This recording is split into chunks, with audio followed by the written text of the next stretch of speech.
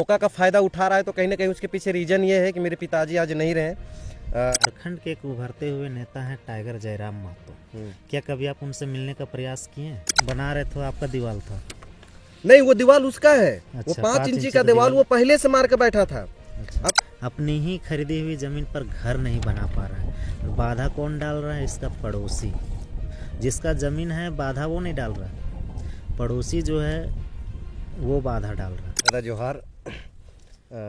मेरा नाम पेनिंजे कुमार है और मैं रामगढ़ जिला के कैथा गांव से आया हूं अपना ज़मीन का समस्या को लेकर। और ज़मीन में क्या समस्या? समस्या ये है कि लगभग हम 4 से 5 साल तक उस ज़मीन में आज हम परेशान। 4 से 5 साल तक उस ज़मीन में काम हमको नहीं किया करने दिया जा रहा है। कौन नहीं करने दे रहा? घर का बगल वाला है जिससे हम ज़मीन खरीदे हैं, वो आज तक हमको परेशान नहीं किया है।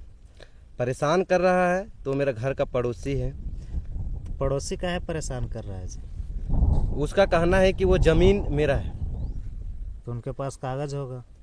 तो अब कागज़ होगा तो वही तो बात है कि जब हम उसको जब भी बोलते हैं अपना ज़मीन का पेपर दिखाने के लिए, तो वो पेपर नहीं दिखाता है। अब ये क्यों नहीं दिखाता है ये मुझे मालूम नहीं है। अच्छा, तो आपके पास तो कागज़ होगा? मेरे पास जितना भी ज़मीन का पेपर है मेरे पास सब है। पेपर है तो फिर आपको क्यों नहीं बनाने दिया जा रहा? उसका रंगदारी है, एक प्रकार से बोल सकते हैं। उसका घर में जनसंख्या ज़्यादा है। अच्छा, अभी तक जो है कि आप कैथा से आए हुए हैं, आपके गांव में बहुत सारे नेता हैं। देखा जाए तो वहाँ पे रामगढ़ जिला का गढ़ अगर देखा जाए तो अभी रामगढ़ का जो प्रत्याशी है पनेश्वर महतो हैं, JLCAM का जो नेता है संतोष महतो है, यहाँ तक कि आजसू का भी जो है नेता है राजेश महतो है। इन लोगों से आप कभी मिलने का प्रयास किए? मिलने का प्रयास किए, लेकिन सबसे हमको आश्वासन मिलता है, लेकिन वहाँ पर काम कुछ नहीं होता है। आप मुखिया से बात किए? हाँ, मुखिया से भी बात किए, लेकिन वो भी वो तो हमको डायरेक्ट बोलते हैं ज़मीन में कि कंप्रोमाइज़ करने के लिए। किस टाइप का कंप्रोमाइज़? डायरेक्ट बोलते हैं कि वो जितना मांगता है उतना छोड़ दो। तो हम अपना खरीदा हुआ ज़मीन पर हम उसको कैसे छोड़ सकते हैं? वो डायरेक्ट बोलता है कि जितना तेरा घर है उसमें से उसको जितना मांग रहा है उसको दे दो। आप जिससे खरीदे हैं वो कभी आपके ऊपर बाधा डाला है क्या? नहीं, वो हमको आज तक कभी भी कुछ नहीं बोला है।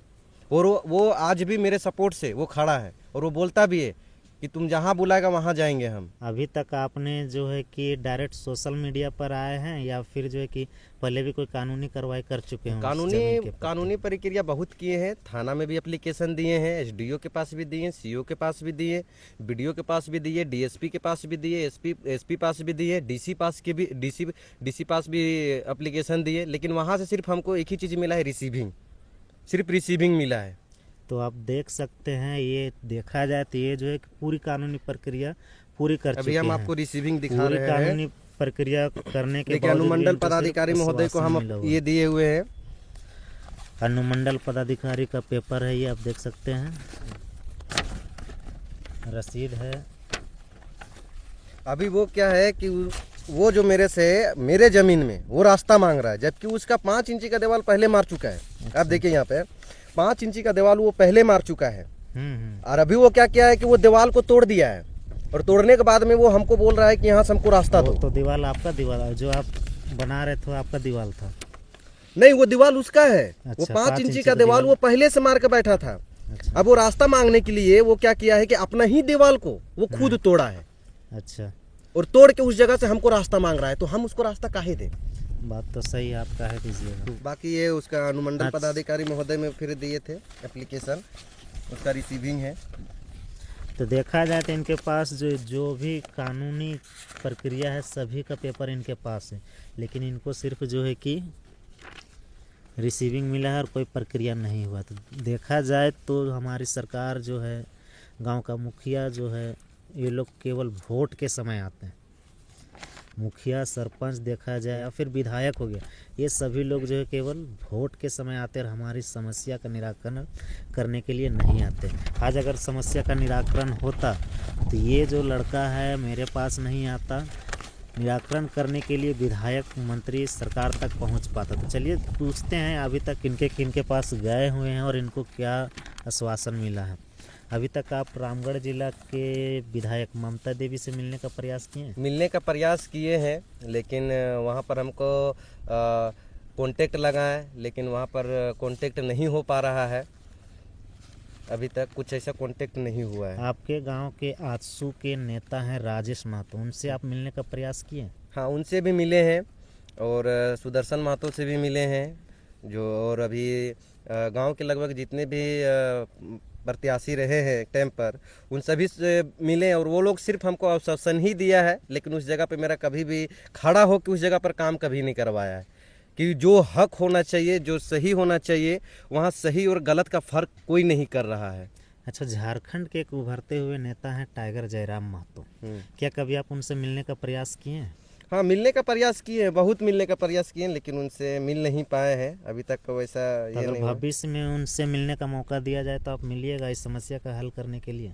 हाँ, अगर मेरा समस्या अगर हल करने के लिए अगर मौका दिया जाएगा तो ज़रूर मिलेंगे। तो दोस्तों, आप देख सकते हैं कि ये जो परिवार जो है अपनी ही खरीदी हुई ज़मीन पर घर नहीं बना पा रहा है, और बाधा कौन डाल रहा है? इसका पड़ोसी।